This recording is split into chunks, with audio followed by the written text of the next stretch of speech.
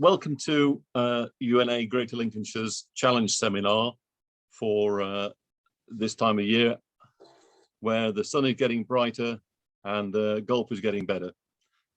We are welcoming another Clive Wilson today, who is the chair of the UNA at Harrogate.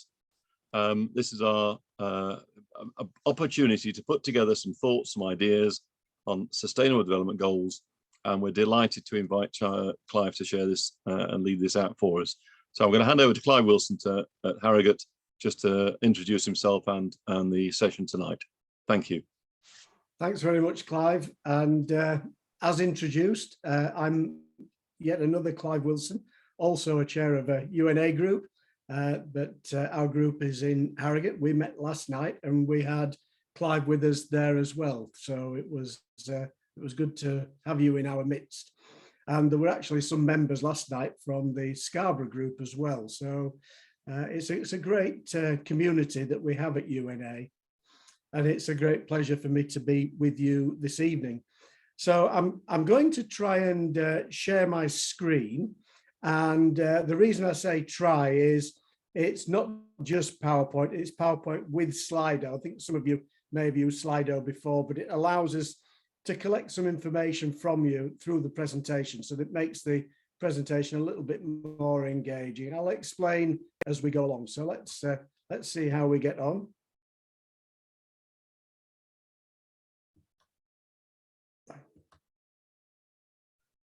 So let's just see how we get on with this.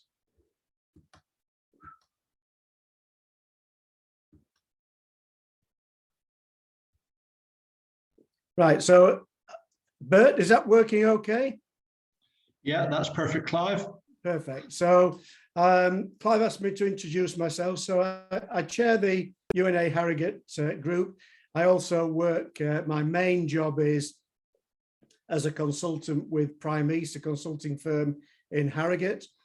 And I've also written one or two books, including Designing the Purposeful Organisation, which was published by Kogan Page in 2015. And as a sequel to that and relevant to tonight, Designing the Purposeful World, which has the subtitle, The Sustainable Development Goals as a Blueprint for Humanity. So if you want to find anything else about me, I'm prolific on places like LinkedIn, so feel free to explore or just drop me an email. My email's on the last slide, so we'll go from there. So in terms of tonight, in our short time together, I'd like to talk about challenging times. And I'd also like to talk not just about some of the downsides of challenging times, but also the opportunities that are presented by disruption. And then I'd like to actually take a bit of a scientific sojourn into the nature of purpose and just share with you three major principles which I have found incredibly useful when it comes to understanding the nature of purpose. And we'll go through them one at a time. But then we'll get into a little bit of polling, and we'll just talk about how we align to a shared purpose, whether that purpose is through our work or for ourselves as individuals, or indeed, as the title suggested, right the way through to humanity. And we'd like to focus tonight on the Sustainable Development Goal number 8, which is all about employment and economic growth, and say why that is relevant to the whole big picture. And by the big picture, I'm talking about all 17 of the Sustainable Development Goals.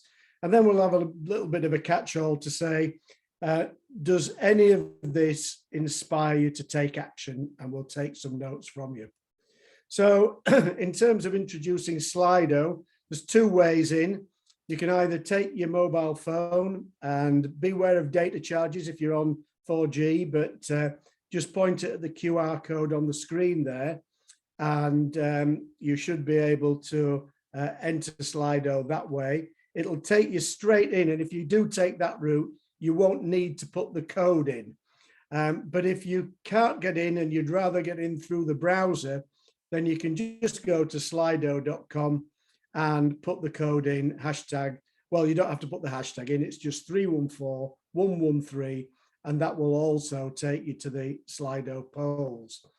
And what you'll notice when you go onto Slido is there are two tabs at the top of your screen. One is for questions. That's probably the one that's opened up for you at the moment.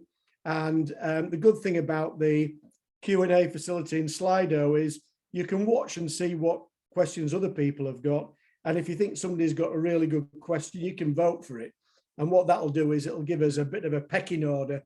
I suspect with the number of people we've got on the webinar today, we'll probably get round all questions, but particularly when there's a lot of people on a webinar, it's great for bringing the most popular questions up to the top of the list.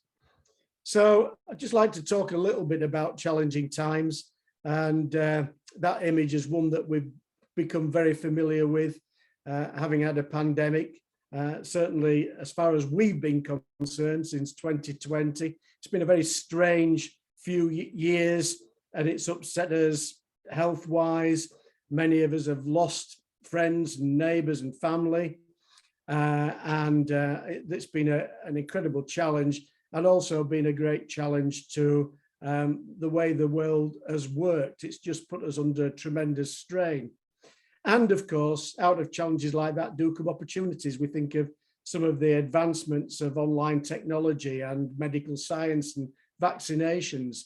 So the challenging times are bad because of what they bring to us, but they also do bring opportunity. And of course, at the moment, we mustn't forget, of course, the terrible conflict in Ukraine, which was the topic of our meeting last night.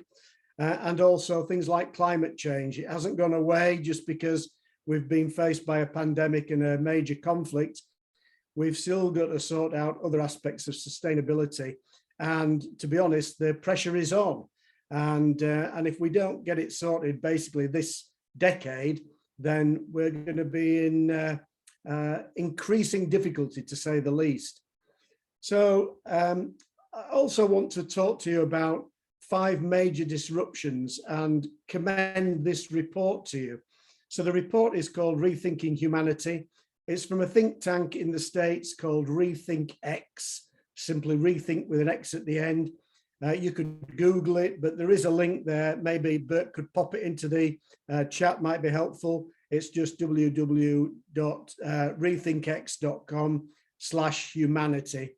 And if you go there, you'll be able to download the report for free. It's about a 68-page report.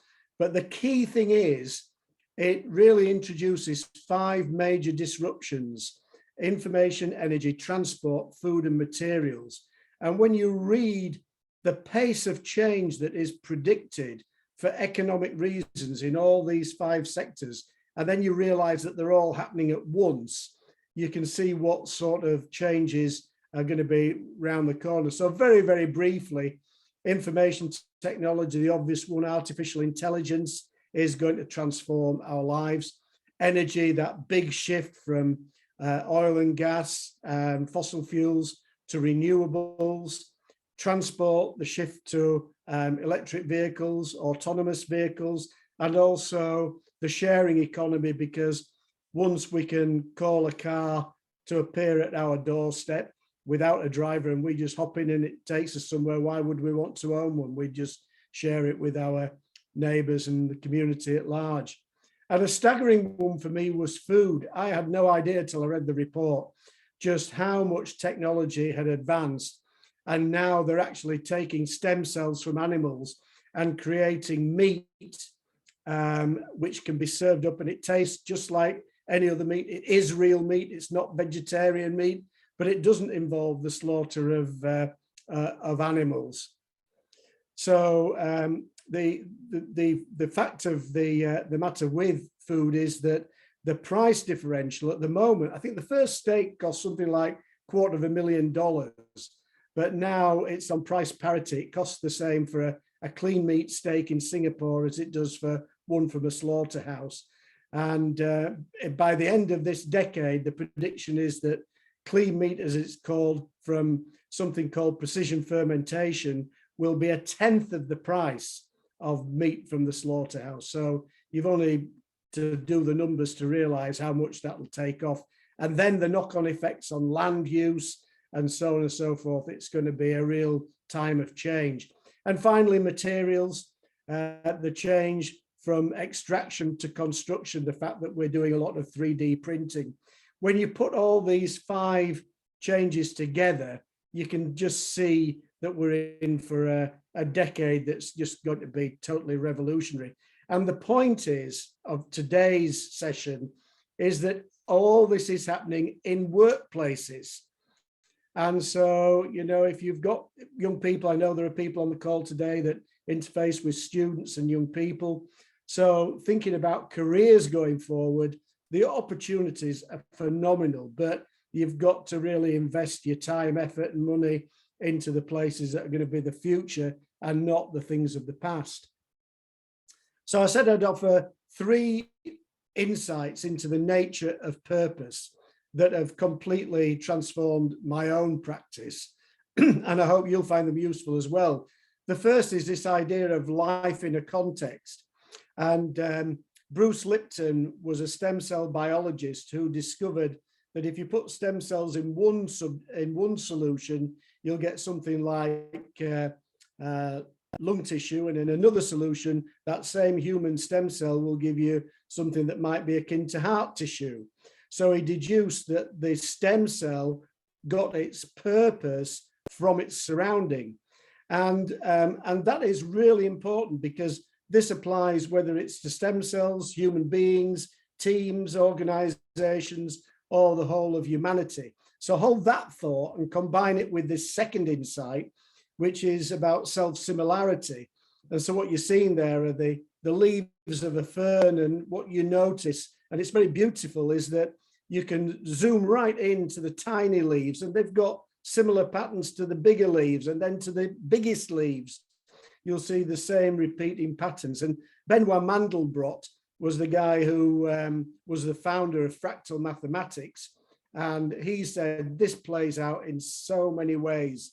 And in leadership and in organizations, it really does play out. So with humans, we can still also get our purpose from our surroundings.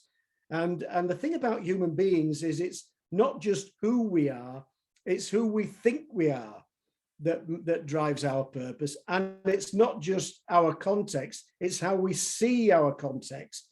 So in terms of leadership, you know, if you want to change someone's sense of purpose, change the way they view the world, send them on a conference, give them an experience overseas or whatever it may be, it will shift purpose, because purpose is that energetic reaction between the individual and their context. And the same applies in organizations, where as the world shifts, the purpose of organization shifts. And with everything that's going on in the world at the moment, that is such a valuable insight.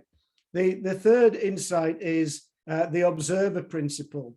And the thing about purpose, and purpose being our reason why, is that it shifts depending on who's looking at it. And we'll do some little tests in a moment to show that, you know, the purpose of an organization will look very different or may look different and subtly different between staff, suppliers, customers, shareholders, and other stakeholders. So we're actually going to have a go at doing that. So let's go to our first poll. And this is where you get to use Slido. So if you go to your devices now, you should be able to answer this question. Just use single words or short phrases, and do this as many times as you like. Anything that you care about, that gives you a sense of purpose and meaning to your life. So put as many things in. And what I would encourage you to do, and it may seem a bit strange, is to listen with your eyes. So we're not hearing each other talking, but you can see the thoughts that are coming from other people on the call tonight. And if you see something that resonates with you, put it in again. It'll make the words go bigger, as has been the case already with family. So put as many things that you care about into the Slido poll, and let's see what happens to that word cloud.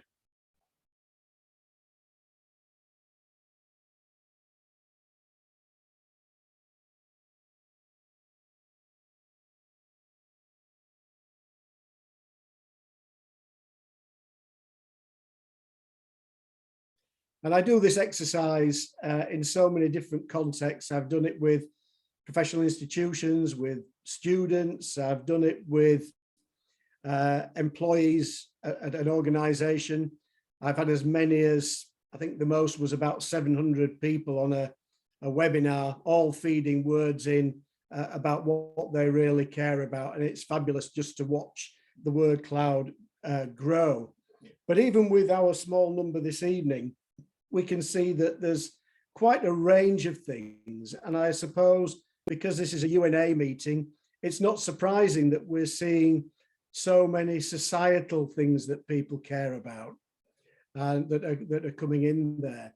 But these sit alongside family. And the other thing that I always get from this exercise is the number of people that think purpose is singular. You know, people talk about my purpose.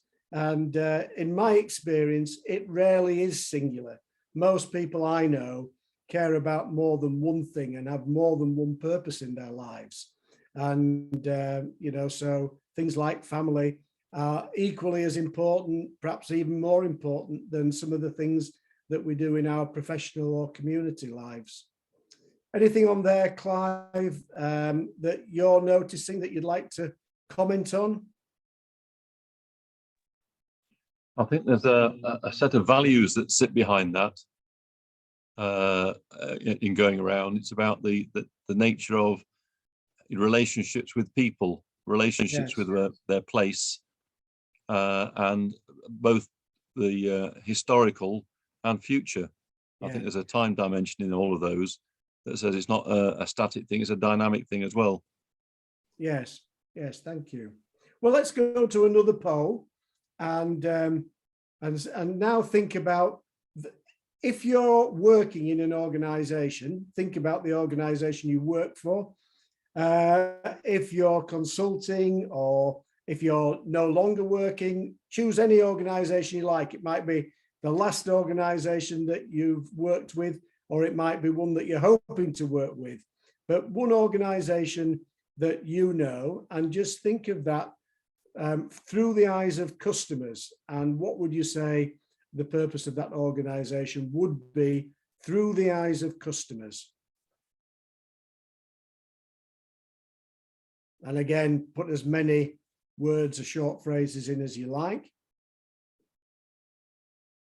And by the way, I will send these word clouds on to Clive after today's event if you want to have them to hand or share them further, Clive.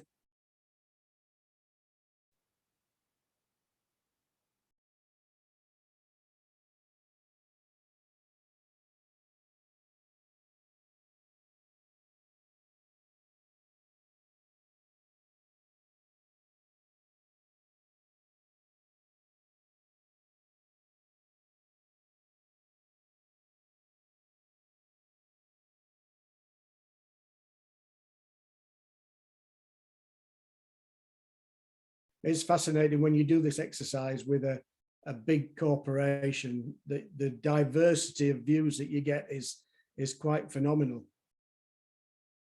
And of course, not everybody in an organization is externally focused on customers. So sometimes you get people sharing internal customer perspectives as well. We'll just give it another couple of minutes.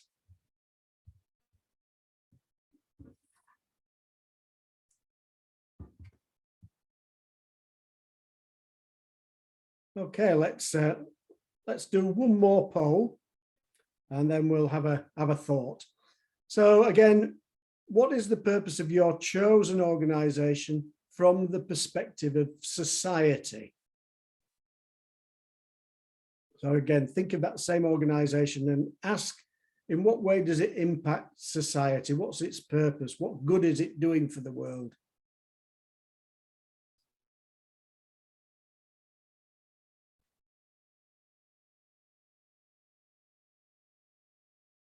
And once again, remembering that even for an organization, it can have many purposes. So put as many as you like in. It's quite interesting. Last year, I did this exercise And it's actually written up as a case study on my LinkedIn profile, but I did it for a group of colleges in the south of England. And it was actually the Bedford College group. And we had about 600 or so staff all feeding into this. And it was quite interesting to see how the perspective shifted from staff. We also looked at it through the eyes of students and through the eyes of society. And some of the results were actually quite surprising. And it helped the group of colleges to realize that they provide far much more to society than the simple premise of giving young people and others an education and preparing them for their work. There was all sorts of other benefits that they provided to society.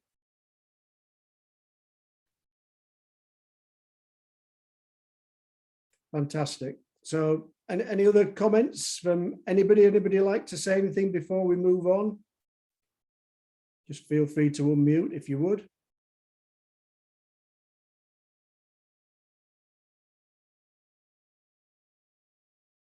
Okay, so what I'm going to do is move on to the idea of Sustainable Development Goal number 8.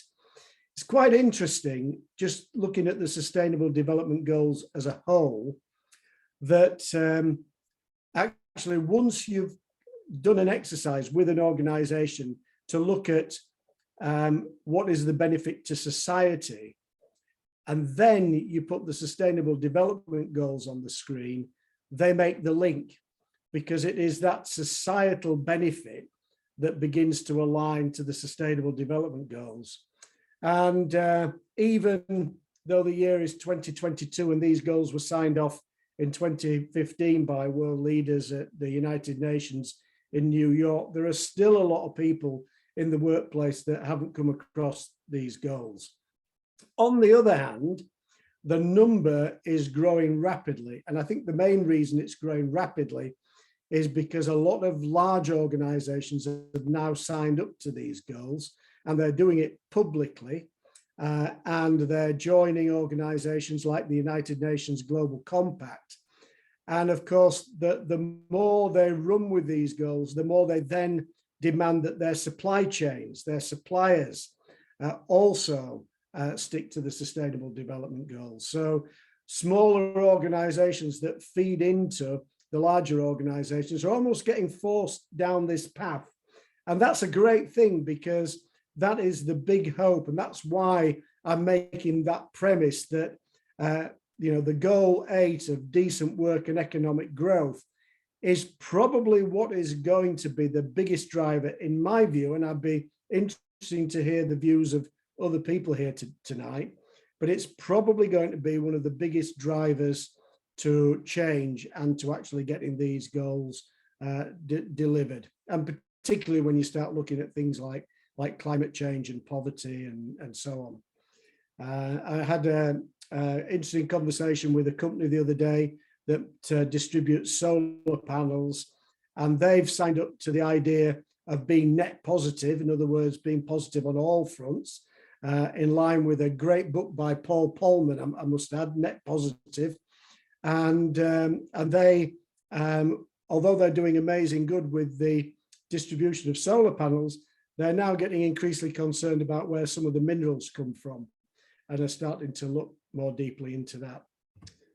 So what I'd like you to do now is think back to that organization again, different sort of poll for you, and just think about which of the goals does your chosen organization most positively impact. So emphasis on positively. And I've put up to 6, but to be quite honest, you can put as many as you like in. It was just to discourage people from ticking all boxes for some organizations. But which goals does your chosen organization impact?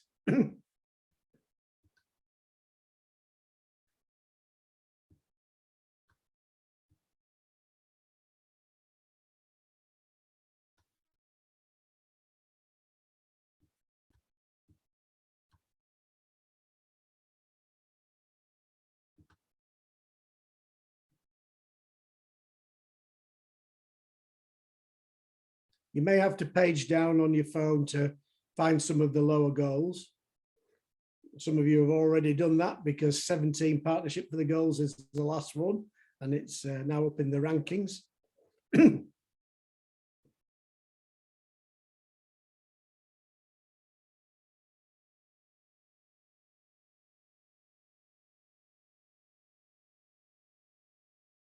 So if any of you are trying to encourage organisations to align to the Sustainable Development Goals, this little exercise, which actually doesn't take very long, as you can tell, is a great way of getting their mindset shifted in a very short space of time. And of course, once they know these things, they can't unknow them.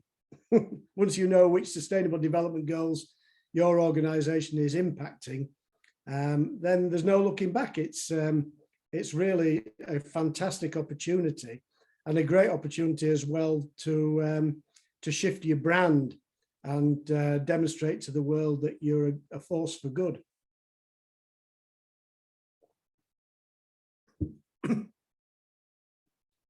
Okay, I'm assuming that everybody has voted. I'll just page down so that you can see all the rankings.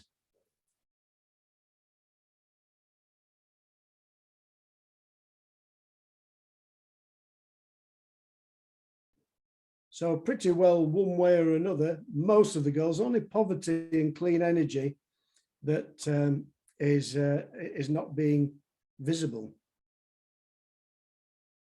Fabulous.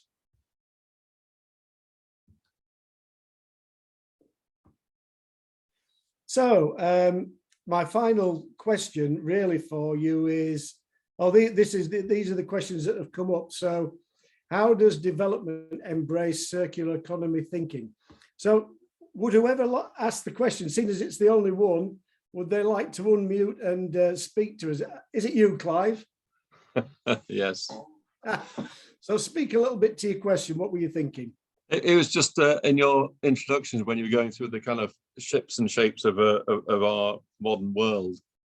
My daughter works with an engineering consultancy, and her mantra in what she's doing is we're not designing for landfill.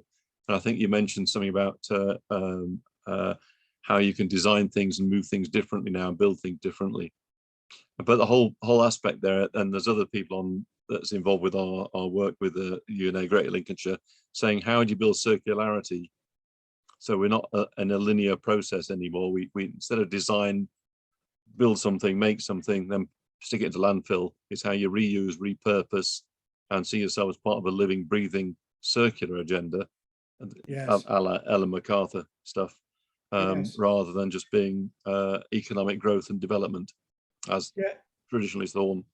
It's an excellent point, isn't it? And again, I think focusing on the topic of tonight, which is all about the workplace, then there is so much that can be done, because it's not just, I think when organizations first go into this, they start to think about all the materials that they use and how they can embrace circular economy thinking by reusing, recycling, repurposing, and so on. But I think it's particularly when they start to embrace this whole idea of net positive. Again, going back to Paul Polman's book, it sounds as though I'm on commission for that, but I'm not, I promise you. It's just an excellent book.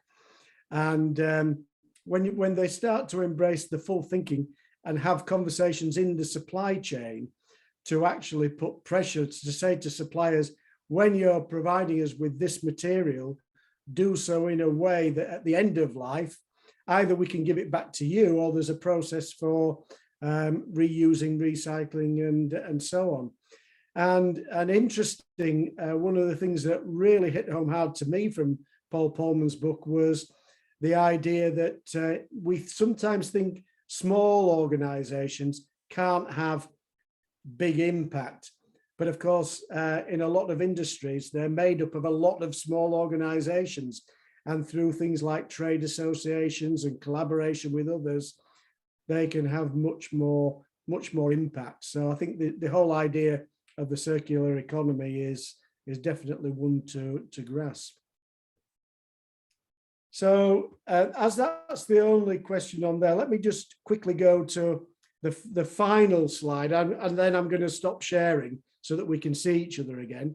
But from what we've seen so far, what you've seen on today's workshop, what, if anything, has this workshop inspired you to do? Is there some action that you feel inclined to take? Is there something that has intrigued you that you're going to explore a bit further and find out more about, and so on? So if there's any inspiration for action, then please do pop it into Slido, and it also gives Clive and others a record for your group about what sort of action is being inspired through their work.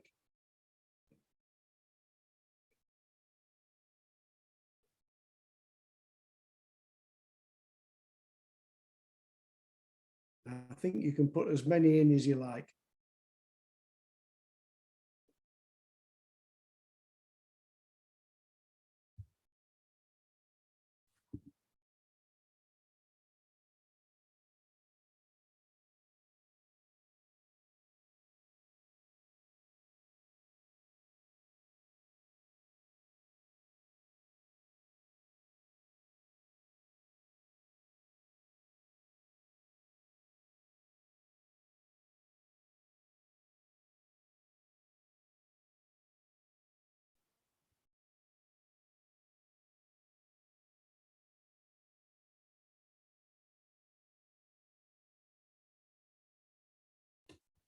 I can see one or two people still typing away, so I'll just leave it going for a bit longer.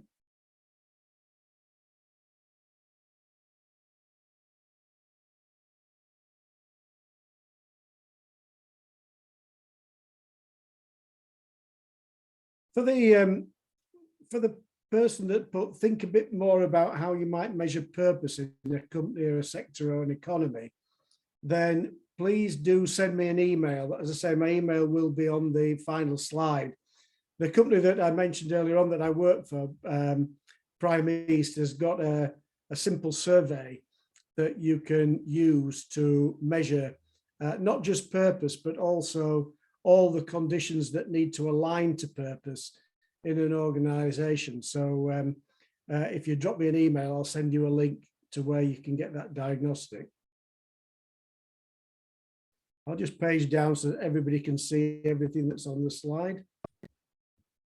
So we've got from keep going, recycling, promoting business engagement in SDGs. And for that one, again, if you would like to compare notes, get in touch, because I've done it in all sorts of different ways. Explore connections. We've mentioned about measuring purpose, challenging local councils on SDG engagement.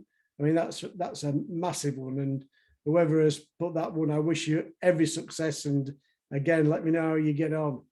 Review my own sense of purpose. Somebody has put, I've actually just written a book called Leading a Purposeful Life, which I've not done through the usual publishers. I've self-published it. So that person, if you drop me an email, I'll send you a copy of that as a PDF. So no charge for that if you would like to have a copy. And I think you'll find some of the exercises interesting. And building positive team spirit and purpose. And unsure about gender equality can be included in SDG 8. Well, that's interesting. Whoever put that in, would you like to unmute?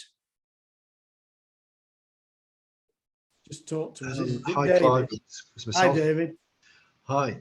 Yeah, it's obviously a key connection. The SDGs should be well connected.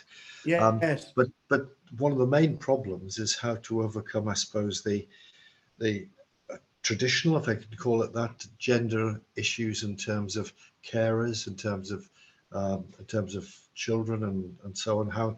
How we overcome that key issue, which we know now that and I think in the UK more women go to university than men, and that's a great achievement. But how does that actually come about to make it more equal, and at the same time make sure that the SDG 8 is moving forward? Well, it's a great question, and of course, gender equality has got a sustainable development goal all of its own, as you're aware. But I think the workplaces are probably the place. I'm being hesitant because I think education, of course, is a massive one, particularly if you look globally. And the education of women is so crucial to so many things. In fact, at one point, I was really exploring SDG 16 and world peace. And one of the things that I realized was that in parts of the world where there is a lot of conflict, it's often because women are less educated, and the converse happens, that when women are educated, particularly to high levels, then there is less conflict in those parts of the world. That was a conclusion of a study that I read. But in workplaces, there are a lot of organizations that are making huge progress on gender equality, of all sorts of gender equality. In fact, I did a piece of work for a global business last year that employed 24,000 staff. And as part of the development of their leadership development curriculum, they had to demonstrate that the learning they were giving leaders was all themed around a spirit of inclusion and diversity. And it wasn't just diversity between gender, it was diversity of any sort that you could imagine. And of course, once organizations, again, to repeat what I said earlier, are beginning to join organizations like the Global Compact, and they are reporting on what they're doing for gender equality, they can then put demands on their supply chain and say, you know, if you're not showing up well on gender equality, we're not going to do business with you. We'll take our business elsewhere. So I think there is a lot of pressure that is being put on to, you know, for organizations to really take gender equality seriously. In the organization that I worked for, when I first joined, it had an all-white male board of directors for many years, and just in the last, well, we had one lady director about, must be about 10 years ago, but then we've had another 2 this year, and there's probably going to be another one before the year's out, and we're just about even now. I wish I could say the same about other forms of equality, because we're still predominantly white oriented, but I guess that's because we operate from Harrogate. Okay. Yeah. So, but we would like to be much more inclusive in lots of ways, and we have tried, and I guess we will continue to try. I don't know if that answers the question, David. Is there anything else you'd like to say? It's a big question, and It is a big question. You could take out gender and just talk about equality, and as you did, and Yes. it is a big issue. Yes. Yes, it just obviously it's interesting, that link with war, and as some of the members here know, we have three Afghan Yes. foster children, and we're beginning to understand how women are treated there in Afghanistan, and it's an interesting link which I hadn't thought of before. Yes. Well, and in my book, Designing the Purposeful World, I was inspired by the work of Al Gore on climate change. I don't know if you know, but he's got 24, or he certainly did have 24 one-hour videos on YouTube called Reasons for Hope. And it's 24 videos that talk about why we should have hope for climate change, for mitigation. And I thought, well, it would be great if we had reasons for hope on all the goals, and not just big ones, you know, from people like Al Gore, who's obviously very famous as a past vice president, but also from other people. And one of the ones, in fact, I think the one that I quoted for gender equality was Malala. and of Yeah. course her being shot and then continuing with her education and also becoming a real ambassador for gender equality and human rights. Yeah. So there are some fabulous people, and I do wonder with situations like the conflict in Ukraine, if we had a few more women leaders in the world, Yes. or even a bit more femininity in the masculine leaders, whether we might have some different outcomes and a better world to go with it. Yep, that's a very good point. Yeah. So let me move on, and just wanted to make the offer while we're on. Hope Clive doesn't mind, but one of the things we didn't do it last night because we had a special evening regarding Ukraine, but at UNA Harrogate we tend to put people in what I call the hot seat and run an action learning set. Has been our format of meeting for the past 7 years. And we usually take somebody who would like to have impact on one of the sustainable development goals, and we get them to come and give a short presentation about what they'd like to do. But then we offer in thoughts from everybody in the room, or virtual room as it has been for the last couple of years, and try and help to move them to a place where they know what next action they will take. So if anybody would like to participate in that, just again, drop me an email. And there's my email address for any of the other thoughts and questions that you'd like to have. I don't know, Bert, is that something you can bob in the chat from where you are? Just bob the email in if anybody would like. Yes, I can do that. Brilliant. Thanks ever so much, Bert. I'm challenged with screen sharing and all the other boxes at the moment. So, so I just want to say thank you, and I will try, if I can get my mouse back, there we go.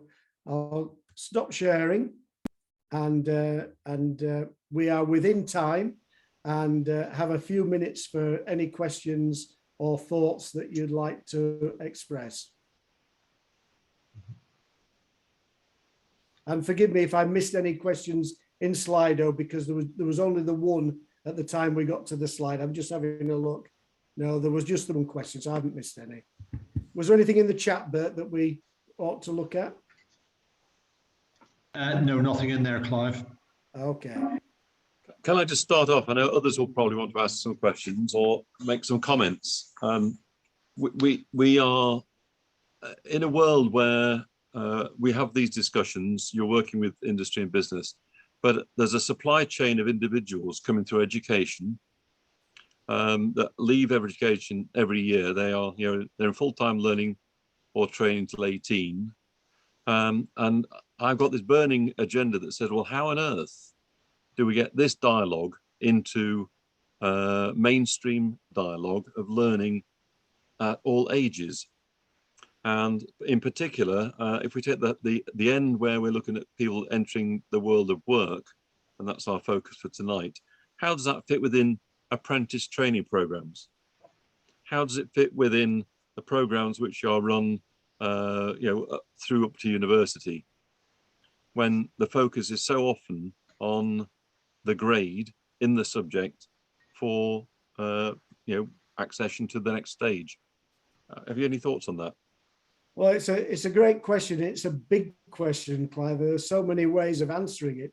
And I have been fortunate since the Sustainable Development Goals came out to have had the opportunity to go into places of education, from universities, colleges, right down to junior schools, and to work with groups of kids on the Sustainable Development Goals. And the way that I've mainly done that is to get a big group together, the more the merrier, and take them on a bit of a time travel meditation. So I get them to close their eyes and I say, right, you can go anywhere in the world that you want to go.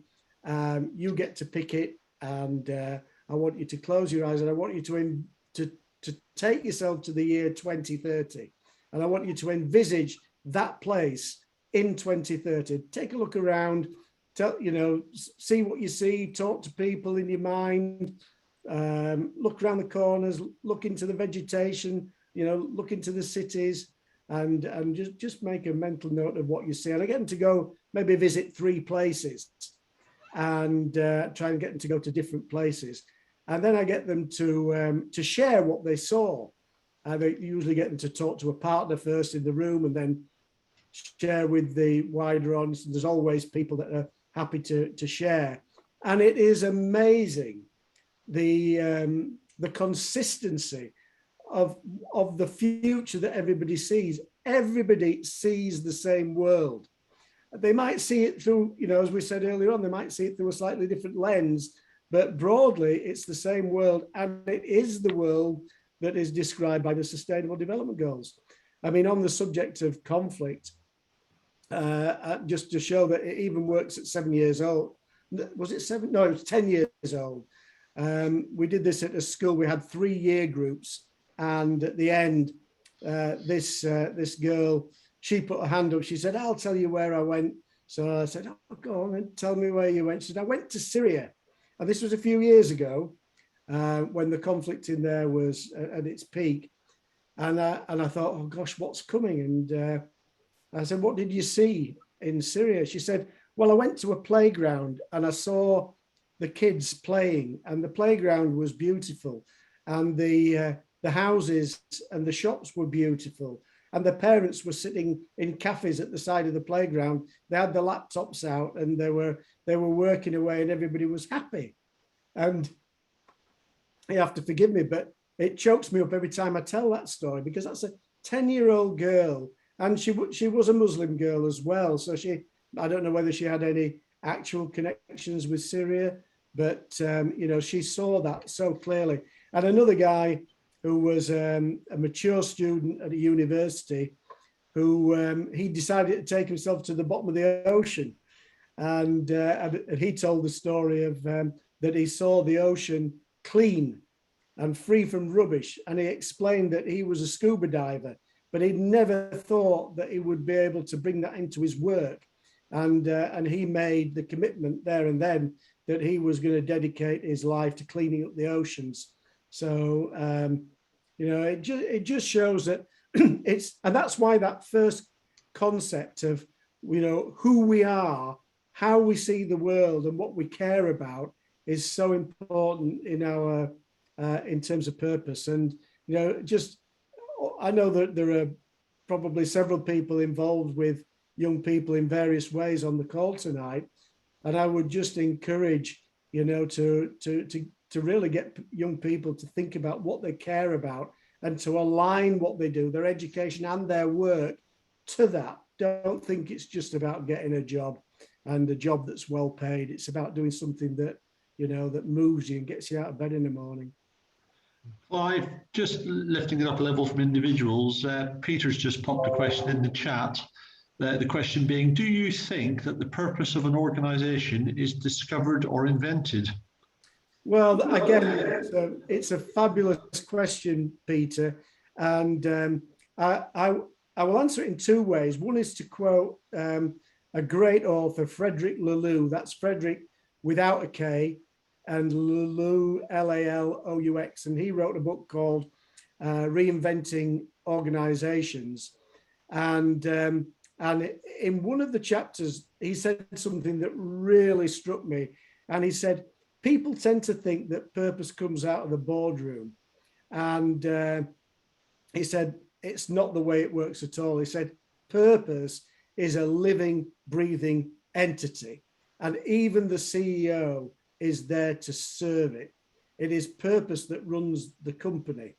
And I just thought that was really profound, the idea that we're all somehow, capturing this spirit and purpose and going with it. But another way of answering it is some work that I did last year with a company that writes software for revenue collection systems in the States. And I had the privilege of working with the owner and his wife, actually. And the first session, they'd read my book, Designing the Purposeful Organization. And the first session, they asked me, they said, what do you think to our purpose? And I said, well, do you know what? I said, I'm really inspired by what you do, but I had to read between the lines of your website to find your purpose. And they said, what do you mean? And I said, well, you know, you talk a lot about the software you write and everything else. And it was only when I read one of your case studies and I realized that only something like half the available revenue in some of the states in America is being collected because of the inefficiency in the software systems, you know, in the revenue collection systems. And I've just realized that what you do is you provide efficiency into those systems, thereby allowing those authorities to collect more revenue, which presumably means they can do more for society as a result of getting the revenue in. And if they don't need the revenue, they can reduce taxes and relieve the burden on individuals. And so I said, I find that really inspiring. And they said, well, do you know what? We've been running this company for 20 years and we've never seen it. They've never seen it. And I come across stories like that all the time where people think the purpose of their organization is one thing, but when they actually look at it through that lens of society, they realize it's something somewhat different. And again, as a result of some of the conversations I've had, organizations have, and even some really big household names that I'm not going to mention, but you'd be staggered, have had this shift of purpose when they've thought about it. And it is just looking through that lens of society rather than looking through the lens of shareholders or customers or whatever. They're important as well. You know, it's not one versus the other, but it's about meeting all stakeholder needs, and especially the stakeholder of society. I hope that answers, Peter. Any come back, Peter? He says, yes, great. I've got my chat going now that I've stopped sharing. Brilliant. Are there any areas in the items you have highlighted will be of rapid change over the next decade that actually concern you? Some developments that you worry about in any of those sectors? Well, there are loads of things that I worry about. In fact, that was one of the reasons we had last night's call that Clive attended on conflict in Ukraine, and you know, things like that concern me a great deal. Climate change concerns me a great deal. Even some of the innovation concerns me, because if it isn't used well, artificial intelligence is one that, I mean, you've only got to listen to Elon Musk speaking on the subject of artificial intelligence. It's definitely worth a listen to him, because if we get that one wrong and the intelligence is not built for the good of the many, for humanity and our precious world, then you know, we could get it very wrong. But no, I am an optimist, and it might not have sounded like it with that little narrative, but I think we will get things right. I think human beings, we seem to be notorious at leaving everything to the last minute, and I think it's just in our nature, isn't it? You know, I know that I need to lose weight so that my knees don't hurt me as much. But I know that they'll have to get to a certain level of pain before I actually go on that diet and take the pressure off my knee joints. It's just human nature. We leave things too late, but then we pull all hands to the pump, and we usually manage to get out of the mess. And climate change is a big one. We're getting diverted by all sorts of things, and we should be doing way more than we are doing. But then again, I'm encouraged by some of the emerging technologies and innovations. And I just hope that we get the leaders that point us in the right direction, which is why purposeful leadership, as I call it, is such an important subject to me. And by the way, I define it as consciously creating the conditions for a better future. That's what I see purposeful leadership to be. Very good.